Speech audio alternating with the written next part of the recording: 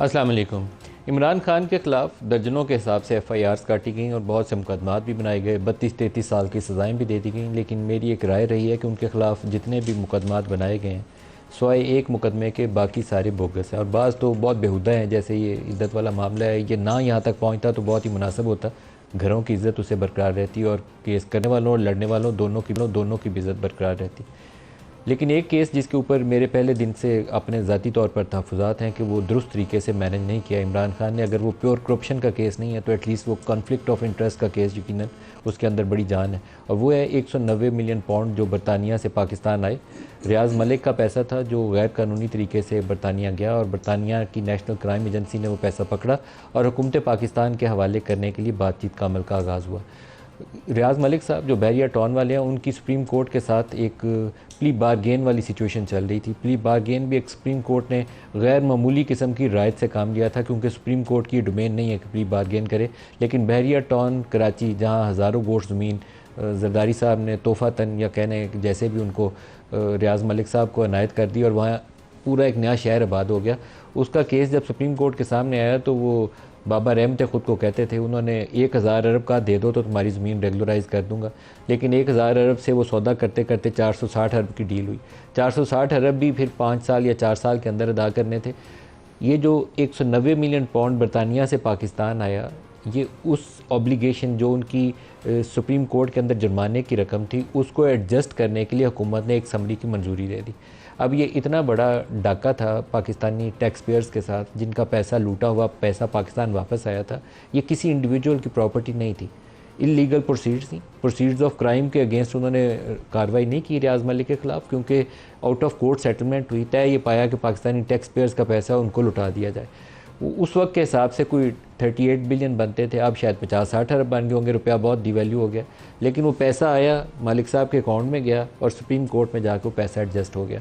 इस केस की कार्रवाई को आगे बढ़ाने के लिए बहुत ज़रूरी था कि उस वक्त के सुप्रीम कोर्ट के जजों से पूछा जाए जिन्होंने वो पैसा वसूल कर लिया कि आपने कैसे ये पैसा वसूल कर लिया, जबकि नेशनल क्राइम एजेंसी ऑफिशियली एक स्टेटमेंट जारी कर चुकी है कि ये पैसा हुकूमत पाकिस्तान को लौटाया जाना है। उस वक्त के जितने भी ऑफिशियल जिन्होंने इसके ऊपर दस्तखत किए, जिन्होंने समरी बनाकर काबीना के सामने पेश की, शहजाद अकबर उसके अंदर सरफहरिस्त हैं। उस वक्त की इस्टेब्लिशमेंट के करैक्टर्स जो हर चीज़ के ऊपर नज़र रखते थे, कॉल भी रिकॉर्ड करते थे, कौन किससे मिलता है, चाय किसने पिया और पानी किसने पिया वो भी उन्हें पता होता था। लेकिन उन्हें ये इसके ऊपर बेखबरी रही कि 190 मिलियन पाउंड आया और कहाँ चला गया। इमरान खान के ऊपर सबसे ज़्यादा इस केस के ऊपर तहफ़्फ़ुज़ात की बुनियादी सबब यह है कि ये वो शख्स हैं, इमरान खान, जो एज़ अपोजिशन लीडर 13 से 18 तक जब नून लीग की हुकूमत थी, ये खुलेआम जलसों के अंदर कहते थे कि मैं पाकिस्तान की लूटी हुई दौलत वापस लाऊंगा। तो कभी कोई ऐसा मौका तरक्की पजीर ममालिक में कम ही आता है कि एक डेवलप वर्ल्ड से लूटी हुई दौलत आपकी वापस आ जाए। लेकिन अल्लाह की करम नवाजी ऐसी हुई कि वो मौका आया भी तो हमने गवा दिया। हमने वो पैसा उठाया तो जिसने लूटा हुआ था उसी को कहा ये लो भैया तुम्हें जुर्माना हुआ है, जाके वहाँ एडजस्ट करवा लो।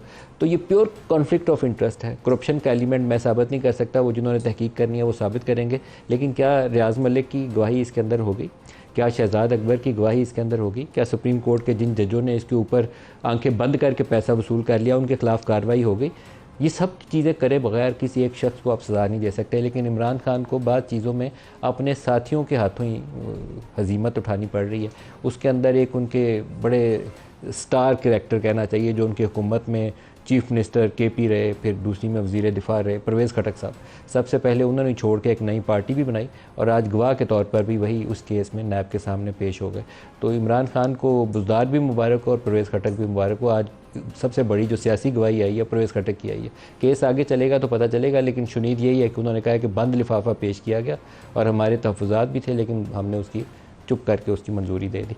तो अब आगे केस चलेगा तो पता चलेगा कि और वो नैब को क्या कह कर रहे हैं, तहरीरी तौर पर क्या आगाह किया। लेकिन ये केस इमरान खान के लिए मुश्किल होगा अगर सारे लोगों की गवाही आई। अगर सारे लोगों की गवाही आई ना आई तो फिर एक शख्स फ़र्द वाहिद की गवाही के ऊपर या कोई स्टार विटनेस किसी को बना के उसके ऊपर किसी को सज़ा देना इतना आसान नहीं होता। ख़ुद इमरान खान का नैब केस के अंदर, क्योंकि वो सुप्रीम कोर्ट में गए हैं नैब तरमीम के ख़िलाफ़, उन्होंने तहरीरी तौर पर सुप्रीम कोर्ट के अंदर अपना जवाब जमा कराया है। और बुनियादी एक प्रिंसिपल पोजीशन तो ये ली है कि उनकी ज़ात का मसला नहीं है, पाकिस्तान का मसला है। तो जो ऐसी तरमीम है जो किसी को बेनिफिट करने के लिए, किसी फ़र्द वाहिद को फ़ायदा देने के लिए बनाई गई हैं, आइन की रूह के ख़िलाफ़, उनको तो स्ट्राइक डाउन किया जाना चाहिए। तो दूसरी तरफ उन्होंने एक तरफ तो ये पोजीशन ली है, साथ ही अगले पैरे के अंदर ही सुप्रीम कोर्ट के चीफ जस्टिस काजी फ़ायज़ ईसा के ऊपर उन्होंने अदम एतमाद का इजहार कर दिया और ये कहा है कि जितने केसेस इमरान खान के हैं उनके अंदर उनको इंसाफ नहीं मिलता, गैर जानबदारी नज़र नहीं आती, तो चीफ जस्टिस ऑफ पाकिस्तान इन मुकदमात में बैठना बंद कर दें। ये बड़ा डायरेक्ट किस्म की एक स्टेटमेंट है।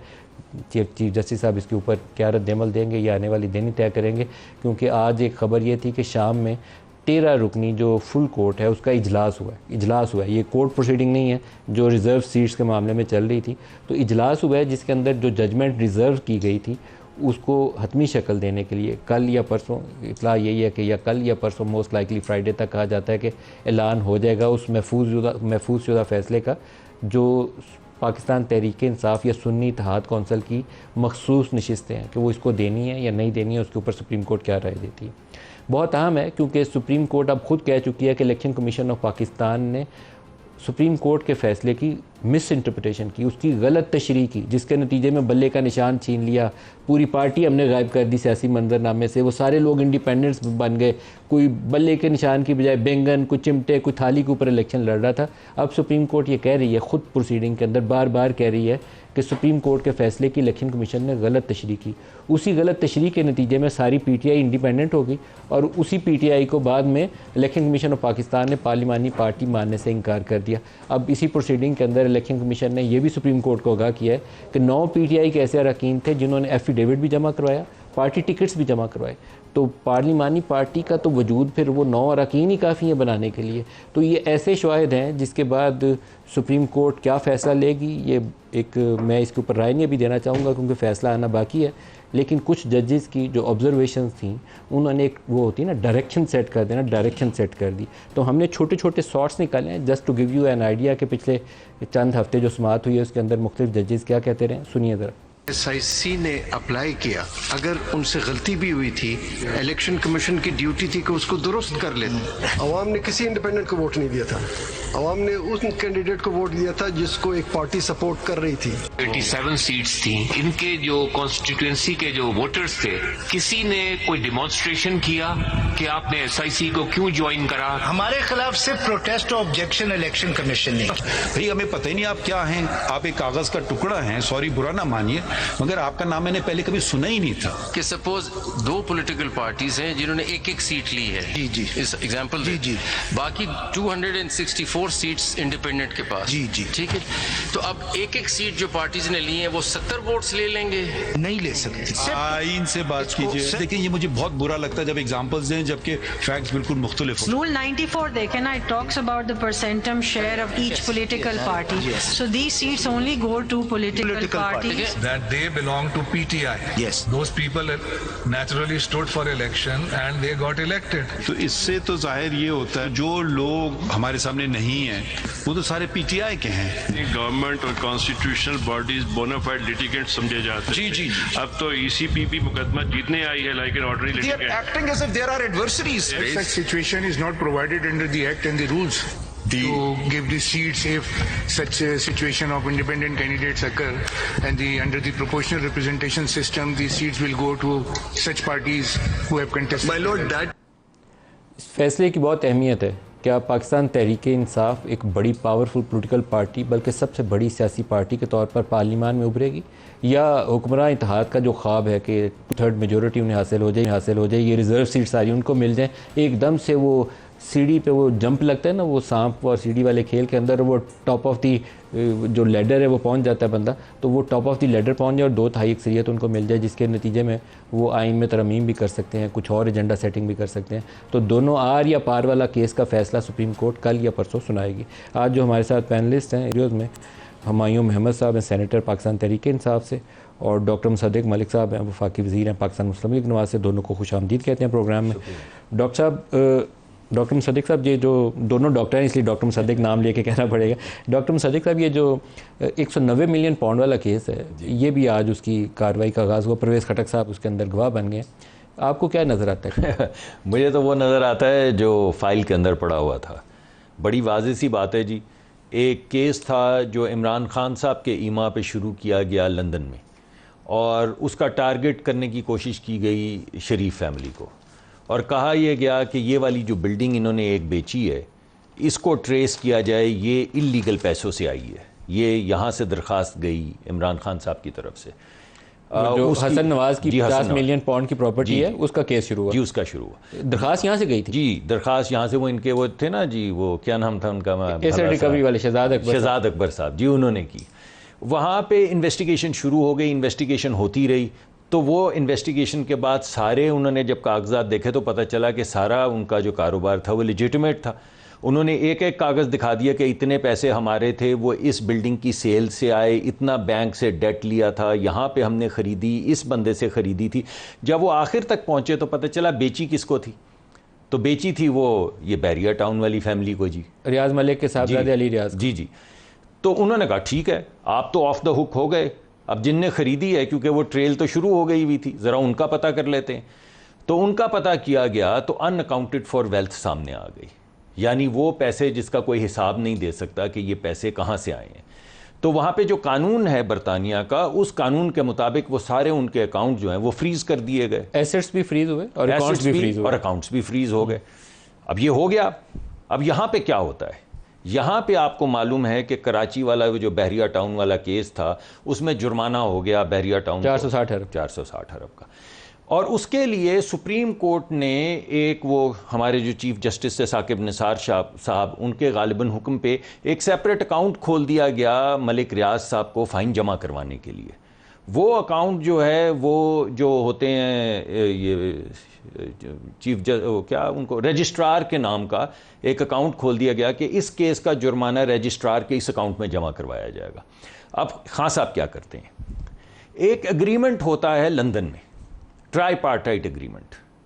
उस एग्रीमेंट के लिए इजाज़त दी जाती है कि आप यहाँ से जाएं, शहजाद अकबर साहब को काबीना इजाज़त देती है कि हम इजाज़त देते हैं कि आप वहाँ पर जाएं, एक ट्राईपार्टाइट एग्रीमेंट साइन करें, हुकूमत बरतानिया यानी बरतानिया की अदालत, मलिक रियाज साहब के ख़ानदान और हुकूमत पाकिस्तान उसके ऊपर साइन करे कि जो भी उनकी सेटलमेंट हो रही है, जो भी फ़ैसला किया जा रहा है, वो कभी भी जो हमारा हक होता है कि हम उसकी फ़ैसला हमारे सामने आएगा, हम अपना हक विड्रॉ करते हैं और ये हमेशा के लिए कॉन्फिडेंशियल रहेगा और हुकूमत पाकिस्तान इसको ऊपर कभी आके नहीं पूछेगी कि ये आपने क्या आपस में समझौता किया है।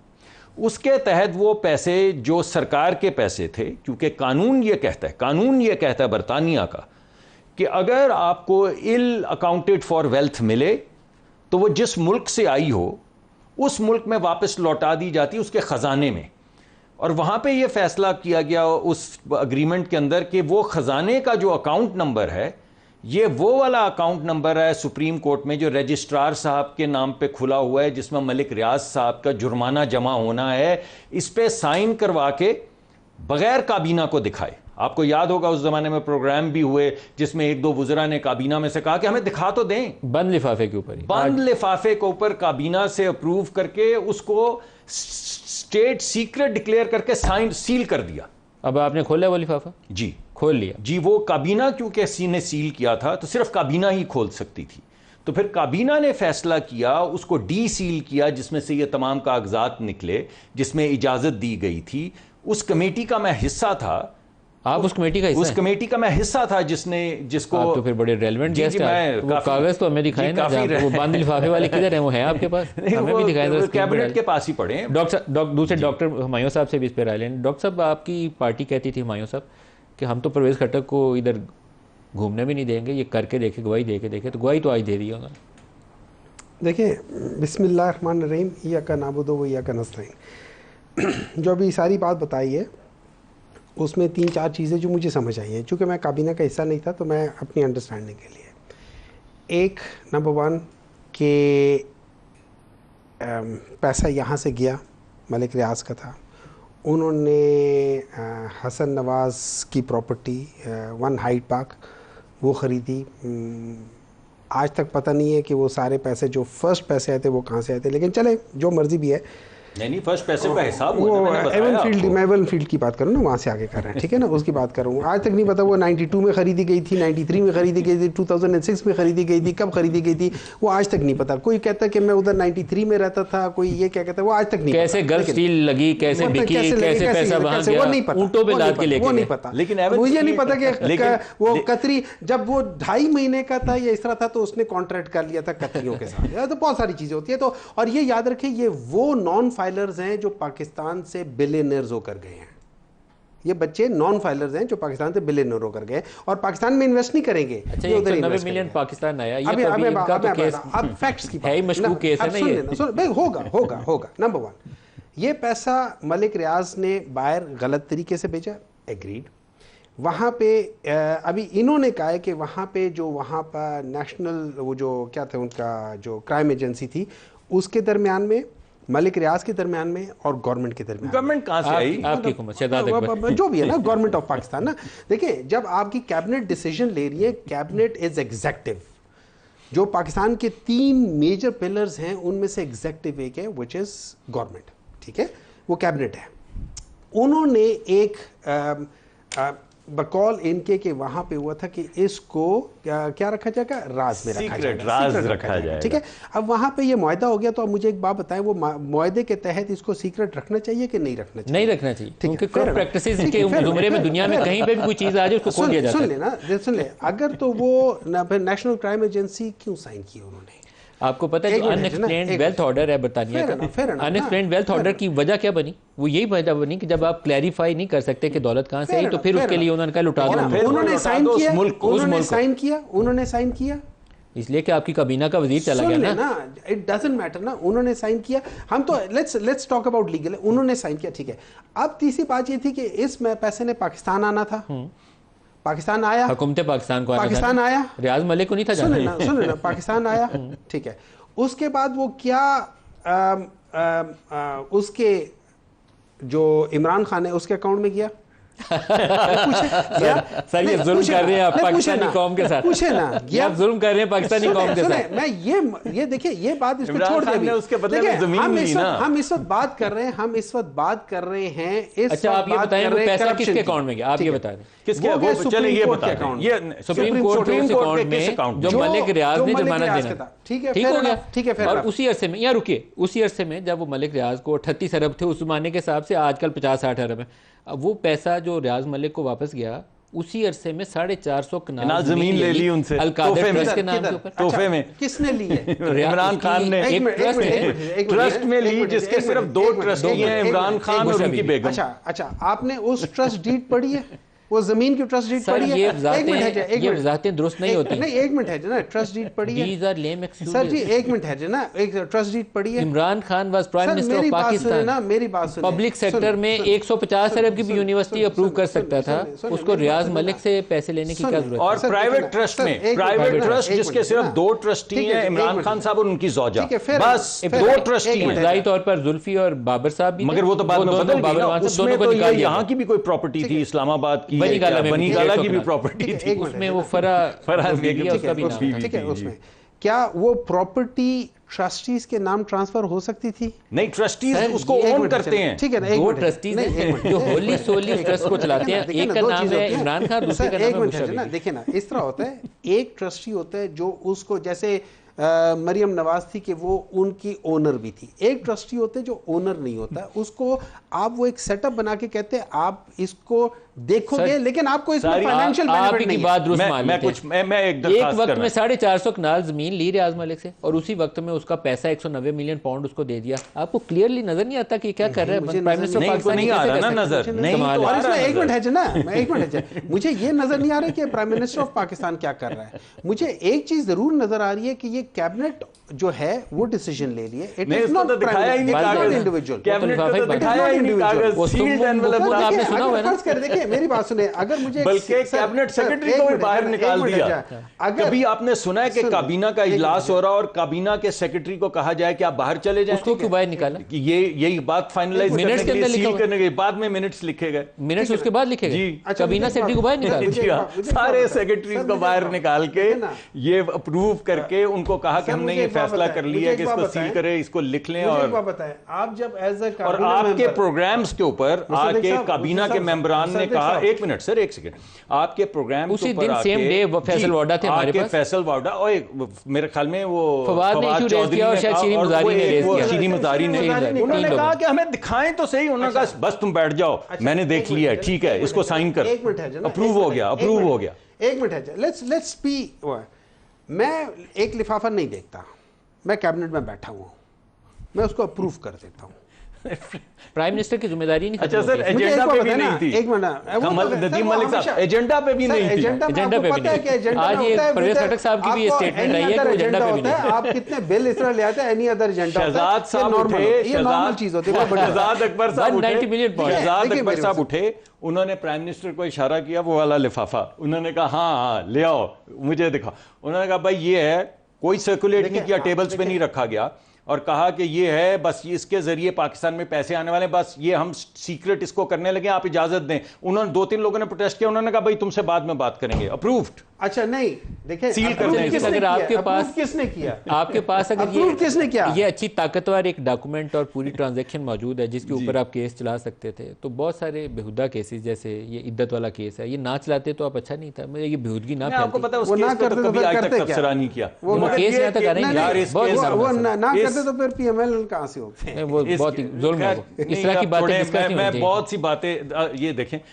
आपने जो बात की है ना, ये रुख बदलेगा तो बहुत सी फजूल बातें जो उन्होंने की हुई हैं मैं जिक्र करना शुरू करूंगा, वो बाज़ बातें तो टीवी पे करने वाली भी नहीं है। मैं आपसे एक, आपने मेरे से मेरिट के ऊपर सवाल पूछा, मैं आपको मेरिट पे जवाब दे रहा हूँ। नंबर एक, आपने 190 मिलियन पाउंड जो सरकार के ख़जाने में आने थे मलिक रियाज को दे दिए। आपने उसी असना में मलिक रियाज से 450 कनाल ज़मीन ले ली।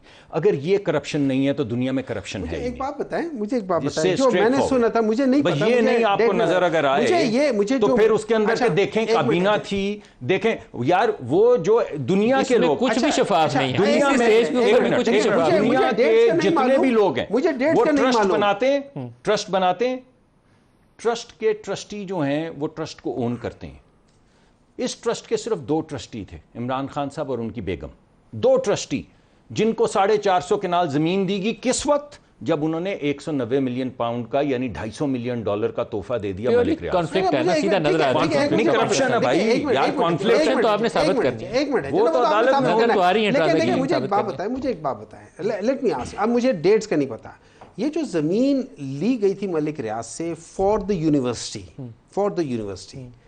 जहां मुझे जितना मुझे मैंने सुना है, सही सुना है गलत सुना है, बाज़ दफ़ा बहुत सारी चीज़ें गलत भी होती है, वो ये था कि ये तकरीबन 8 महीने से साल पहले इस इवेंट से हुई थी। अच्छा, राइट और चले मान ले पहले, राइट और रॉन्ग, सही, और फिर राइट नहीं, मैं बता रहा हूँ, मैंने सुना है ना सर, 2 ट्रांजैक्शंस हुई हैं जिनको आप 2+2 करके 4 नहीं कर सकते। देखिए एक मिनट, और उस यूनिवर्सिटी की इमारत वो भी रियाज मलिक ने बना के दी है। देखिए बिल्कुल मानता हूँ, बना के दिए, सब कुछ है। अगर मैंने 1 साल पहले एक चीज जो सरफेस नहीं हुई, मैंने 1 साल पहले एक बंदे को कहा यार तुम इधर ये इन्वेस्ट कर दो या दे दो, और वो इमारत आज 450 कनाल जमीन क्यों दी होगी उसने? मुझे क्या पता, पता करने की कोशिश करें। मुझे बहुत सारे लोग हैं वो इस किस्म की चीजों में इन्वेस्ट करते हैं। अच्छा, किस तरह की चीजों में इन्वेस्ट करते हैं सर? ये जो लोगों के लिए यूनिवर्सिटीज बनाते हैं लोग, वो कितने लोगों को खाना दे रहे हैं, कितने लोगों को फ्री खाना दे रहे हैं? बहुत नेक आदमी है, लेकिन वो बैरिया यूनिवर्सिटी बना देते। आई डोंट नो कि वो नहीं है। उन्हें क्यों जरूरत थी कि इमरान खान को 450 कनाल देते? इमरान खान कोई भी कह सकता है, किसी भी लोग आप कहेंगे आपको भी दे देंगे 450 कनाल। अगर मैं ऐसी जगह पे हूं, मैं ऐसा काम कर रहा हूं, ब्रेक ले लें हमारे साथ।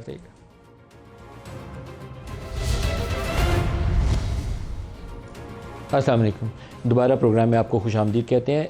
पाकिस्तान में दहशतगर्दी की कार्रवाइयों में बहुत ज़्यादा तेज़ी आई है पिछले चंद महीनों के अंदर। आपने गुज़श्ता रोज़ खबर सुनी होगी, बिल्कुल नौजवान वो कैप्टन मोहम्मद उसामा शहीद नॉर्थ वज़ीरिस्तान के अंदर उनकी शहादत हुई। अभी से थोड़ी देर पहले साउथ वज़ीरिस्तान में एक वाक़े के अंदर 3 जवान शहीद हुए हैं। फिर पेशावर के अंदर हसन खेल के इलाके में एक वाक़या हुआ है, उसके अंदर भी शहादत हुई है। ये वाक़यात पाकिस्तान में एक ऐसी रियलिटी की निशानदेही करते हैं कि अमन दरकार है, लेकिन हम अमन की ख्वाहिश होने के बावजूद अमन को हासिल नहीं कर पा रहे। तो इंटरनेशनल जो कम्युनिटी है, जो इंटरनेशनल इन्वेस्टर है, उसके लिए सबसे पहले जो अवलीन शर्त होती है वो चलती फूटती इकॉनमी देखना चाहता है, पॉलिटिकल स्टेबिलिटी देखना चाहता है, इकॉनमी के ऊपर एक प्रेडिक्टेबल फ्यूचर देखता है कि इन्वायरमेंट कैसी है। अगर पैसा डालता है $100 मिलियन या $50 मिलियन, तो 5 साल बाद उसको कितनी रिटर्न मिलेंगी। तो इस सूरत हाल के अंदर एक तशवीश पाई जाती है बैनुल-अक़वामी इन्वेस्टर्स के अंदर। एक रिपोर्ट आई है overseas investors chambers of commerce and industries, OICCI, तो उन्होंने इसके ऊपर सिंध के वाक़यात के हवाले से, बलूचिस्तान के वाक़यात के हवाले से तशवीश का इजहार किया। पंजाब के अंदर सूरत हाल कदरे बेहतर हुई है, उनका रिएक्शन भी ज़ाहिर करता है। जो उनके रिस्पोंडेंट्स हैं उन्होंने लार्जली जो सिंध की, कराची की और जो बलूचिस्तान की सूरत हाल है उसके ऊपर तशवीश का इजहार किया। तो अब्दुल अलीम साहब CEO हैं OICCI के, हमारे साथ इस वक्त। अलीम साहब, आपको प्रोग्राम में खुशामदीद भी कहता हूँ। ये फरमाइएगा कि क्या मेन आपकी कंसर्न्स हैं जो इन्वेस्टमेंट की आड़े आ रही हैं, रुकावट बन रही हैं? देखिए, इन्वेस्टमेंट जैसा आपने अभी अपने स्टार्ट में कहा कि फॉरेन इन्वेस्टर जो है वो जब इन्वेस्टमेंट करता है किसी भी कंट्री में, तो उसको स्टेबिलिटी चाहिए ऑफ एनवायरनमेंट और सिक्योरिटी भी चाहिए। तो ना सिर्फ अपने लिए बल्कि अपने जो और स्टेक होल्डर्स हैं उनके लिए भी। तो हमारा आजकल जो अभी हमने ये जो सर्वे जिसका आपने जिक्र किया, ये हमने आज ही रिलीज़ किया है।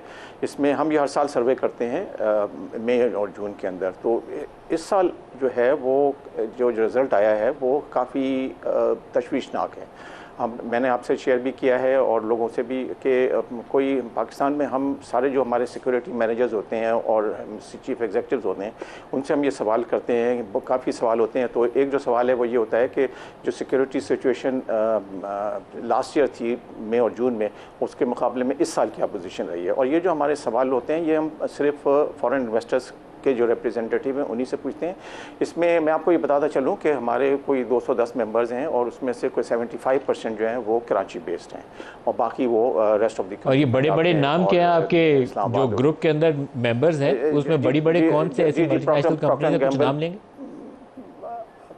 जी, प्रॉक्टर एंड गैम्बल, नेस्ले, आप रफान मेज, सारी जो टेलकोज हैं यानी जैज़ है और PTCL है, यानी जितने भी बड़े नाम हैं वो सारे हमारे जी यूनिलीवर है, ऑटोमोबाइल कंपनीज जितनी हैं, टोयोटा है और जितने भी बड़े नाम हैं वो सारे जो फॉरेन बैंक्स हैं वो हमारे मेंबर्स हैं। City bank. उनका मेन फाइंडिंग क्या है? क्या मेन उनकी फाइंडिंग क्या है? उनका रिस्पॉन्स क्या है? देखिए, मेन फाइंडिंग ये आई है कि ओवरऑल हमने उनसे पूछा था कि कराची, लाहौर और कराची वर्सेस फिर उसके बाद सिंध में, रेस्ट ऑफ द सिंध, फिर हमने पूछा था लाहौर एंड, क्योंकि लाहौर में जैसे मेजर बिजनेसेस होते हैं पंजाब के, और फिर रेस्ट ऑफ पंजाब, और उसके बाद हमने पूछा था कि कोयटा और बलूचिस्तान में अलग अलग क्या सिचुएशन है। तो उन्होंने कराची के ऊपर बहुत तशवीश बताई है।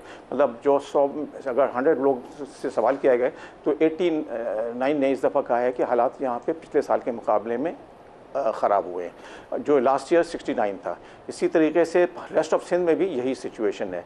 पंजाब में भी लोगों ने तशवीश का इजहार किया है, लेकिन पिछले साल ज़रा ज़्यादा थे, 73 थे, अब इस दफ़ा 59% ने कहा है कि ये जो है हालात इतने मतलब डिटीरिएट हुए हैं, इम्प्रूव नहीं हुए।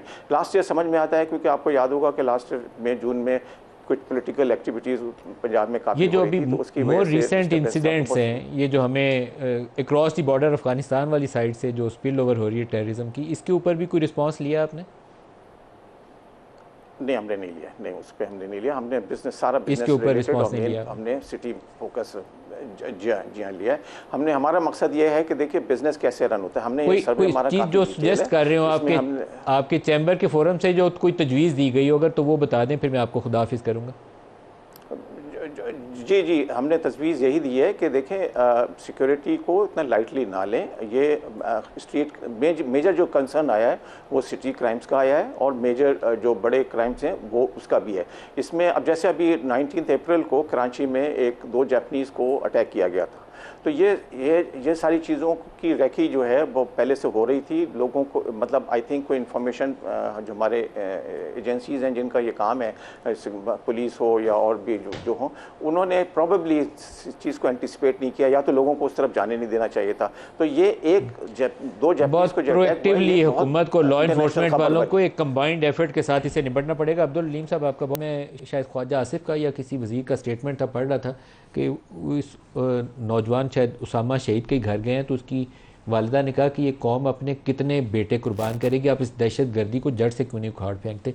शायद पाकिस्तान की सारी माएँ ये सवाल कर रही होंगी। डॉक्टर साहब, आपसे पूछना चाहूँगा, आप लोग ऑल पार्टीज़ कॉन्फ्रेंस भी करना चाहते हैं बड़ी, लेकिन हमें फोकस्ड एफर्ट करनी चाहिए। जो माजी है ना हमारा, कभी गुड तालिब और बैड तालिब, ये अच्छा दहशतगर्द, ये बुरा दहशतगर्द, ये बाहर जाके हमला करता है, घर में नहीं करता, इस तफरीक को हमें ख़त्म करके इनको क्रश करना पड़ेगा। मेरे ख्याल में जी आपने सवाल का जवाब तो दे ही दिया। तशवीश तो हमें भी है, लेकिन और ये OICCI जो है हमारे लिए तो बहुत मोहतरम है, हमारे मुल्क में सरमायाकारी करते हैं, लेकिन हमारे 400 बच्चे शहीद हो चुके हैं इस साल में। 400 जवान, नौजवान, फ़ौजी, सिविलियंस, पुलिस वाले, वो ज़्यादा बड़ी तशवीश। आपको याद होगा आर्मी पब्लिक स्कूल के बच्चों को किस बेदर्दी से शहीद किया गया। उनकी एक उस्तानी जो थी या उस्ताद जो थे, उनके ऊपर फॉस्फोरस डाल के उनको आग लगा दी गई। लेकिन उसके बाद फिर ये नया जो, और उसके बाद जब ऑपरेशन हो गए ज़रब-ए-अज़्ब और दूसरा ऑपरेशन, तो उसके बाद सुकून हो गया ना, ख़त्म हो गई दहशतगर्दी को, जड़ से उखाड़ दिया। मगर फिर एक नई दोबारा डॉक्ट्रिन आई कि हमने इनको आबाद करना है, ये तो हमारे भाई हैं, ये तो गलत फहमी है, ये तो कल्चरल है। तो आबाद कर लिया, ये 400 बच्चे फिर मर गए जवान। कितनी दफ़ा आबाद करेंगे, कितनी दफ़ा ऑपरेशन करेंगे, कितनी मरतबा फिर आबाद करेंगे। जो आपने बात कही कि कितनी दफ़ा ये अच्छे हैं और कितनी दफ़ा ये हमारे भाई हैं और कितनी दफ़ा ये दुश्मन हैं और कितनी दफ़ा ये हमारे बच्चों को और उनके असातिज़ा को भस्म करते हैं और कितनी दफ़ा हम 400 लोगों की शहादत जो है वो उससे कंधा देंगे, और उसके नतीजे में फिर जो इक़्तिसादी नुकसान होगा वो अलग है। मेरे ख्याल में हमारे आपस के झगड़े होते रहेंगे तय, सियासी नोक झोंक भी होती रहेगी, लेकिन अगर इसी बात के ऊपर कि हमने कह दिया हमने 2 ऑपरेशन कर दिए तो आपने कह दिया ये तो हमारे भाई हैं, इनको तो हमें आबाद करना है, मेरे ख्याल में इसको रुक जाना चाहिए। ये जो कई दफ़ा प्राइम मिनिस्टर ने भी बात की है कि आप बात तो करें किसी बात के ऊपर, इक़्तिसादी हालत के ऊपर, मुआशी हालत पे जुड़ जाएं, ये दहशत गर्दी पे अब जो कॉन्फ्रेंस बुला रहे हैं इस पे जुड़ जाएं, इसके ऊपर यूनिटी चाहिए, मगर ये वॉबल ना करें, दो राय नहीं हो सकती, वॉबल ना करें। देखें बात यह है कि अगर आप समझते हैं कि पाकिस्तान को अफ़गानिस्तान होना चाहिए, उसी तरह होना चाहिए, उसी तरह का कल्चर होना चाहिए, वही ख़वातीन के हकूक़ होने चाहिए जो वहाँ पे कुछ इलाकों में हैं, अगर आप ये समझते हैं तो फिर सारा पाकिस्तान एक तरफ चल पड़ेगा। लेकिन अगर आप समझते हैं कि पाकिस्तान एक और मुल्क है, हम एक तरक्की याफ्ता मुल्क बनना चाहते हैं, हम कोशिशें कर रहे हैं, तो फिर हम ये दहशत गर्दी और ये वहशत जो उसके साथ है, इसे तो हमें कर्टेल करना होगा ना। तो फिर जो लोग हमारे बच्चे मार रहे हैं, जो हमारी बहनों के ऊपर फॉस्फोरस फेंक के आग लगा रहे हैं, फिर आप उनको कैसे कह सकते हैं हमारे भाई हैं, आबाद करना है। देखिए मेरी नज़र में दहशत गर्दी जो है ना, it is not as simple जैसे हम कह रहे हैं। दहशत गर्दी इतनी सिंपल चीज़ नहीं है। दहशत गर्दी को जब आपने एड्रेस करना होगा तो आपने इसके मुख्तलिफ़ पहलूज़ को मुख्तलिफ़ तरीक़ों से एड्रेस करना होगा। Operation is one of them, not the only thing. किसी भी ऑर्गेनाइजेशन में, चाहे वो दहशत गर्दी हो, चाहे वो कोई भी पॉलिटिकल हो, कहीं भी हो, उसमें हमेशा आपके पास एक स्पेक्ट्रम ऑफ लोग होते हैं। उस स्पेक्ट्रम ऑफ लोग में एक होते हैं जो बिल्कुल एक्सट्रीमिस्ट होते हैं, एक एंड पे होते हैं। जब आप वो कहते हैं एक बेल कर्व होती है स्टैटिस्टिक्स में, उसके 2 एक्सट्रीम्स पे आपके पास एक एक्सट्रीम, दूसरा 2, लेकिन जो उसकी 80% जो मेन बॉडी होती है वो आपको बताती है कि एक्चुअल क्या चीज़ है। अब उसमें बाज़ लोग ऐसे होंगे कि एक नैरेटिव बन रहा होगा कि यार ये हमारे साथ ज़्यादती हो रही है, या ये फ़लाना हो रहा है, ये फ़लाना हो रहा है, और इस बेसिस पे आप लोग रिक्रूट करते हो। आपने उसका जवाब उसी तरीके से देना है और आपने उनके दरमियान में दरार डालनी है। आप बयानियाँ तो बनाएंगे, लेकिन जो हमले कर रहे हैं आके जवानों के ऊपर, उसको तो रोकना पड़ेगा कि नहीं? बिल्कुल, आपको बिल्कुल रोकना पड़ेगा। देखिए उसको प्रीएम्प्ट किया जाता है, उन चीज़ों को किया जाता है। अब जो बात हो रही थी, जो इन्होंने बात बताई थी कि 2014 में जो वाक़या हुआ था, उसके बाद एक ऑपरेशन हुआ था, दो हुए थे। उसके जब सारी चीज़ें आ रही थी तो ये याद रखिए, मेरे ख्याल में 2017 तक 2018 तक एक सिग्निफिकेंट नंबर ऑफ अटैक्स हो रहे थे। फिर अगर आप देखें तो उस अटैक्स थ्रू आउट हुए, ये नहीं है कि कभी ख़त्म हुए हैं, लेकिन एक जो सब्सटेंशियली डिक्लाइन होने के बाद हर थ्रू आउट हुआ है, जो ग्राफ ऊपर गया है, वो जब आप लोगों ने दोबारा आबादकारी की है उसके बाद दोबारा अच्छा मैंने एक, मुझे याद नहीं है मैंने किसे कहता है, वन ऑफ द क्या कह सकते हैं उसे, जो मेन बंदा है, उन्होंने कहा था कि not a single person was repatriated, not a single person. क्या बात क्या बात जेलों से बंद 200 से जो हाई वैल्यू थे उनको रिहा किया गया, प्रेसिडेंशियल पार्डन दिया गया, वहां से ट्रकों के अंदर लोग आबाद हुए। यहाँ पे केपी के सेनेटर्स जो हैं और बलूचिस्तान के सेनेटर्स आहो फुगा करते रहे। लेकिन इसमें हमारी एस्टेब्लिशमेंट को भी जवाब देना चाहिए। प्रेसिडेंशियल पार्डन की मर्जी के बगैर नहीं हुई, रिपैट्रिएशन की मर्जी के बगैर नहीं। मैं इधर ही आ रहा था। ये जो डिसीजन हुआ था ना, that decision cannot happen without the chief of army staff, the corps commanders and prime minister, जो ISI के जो चीफ है, DG ISI, and of course the government, the cabinet.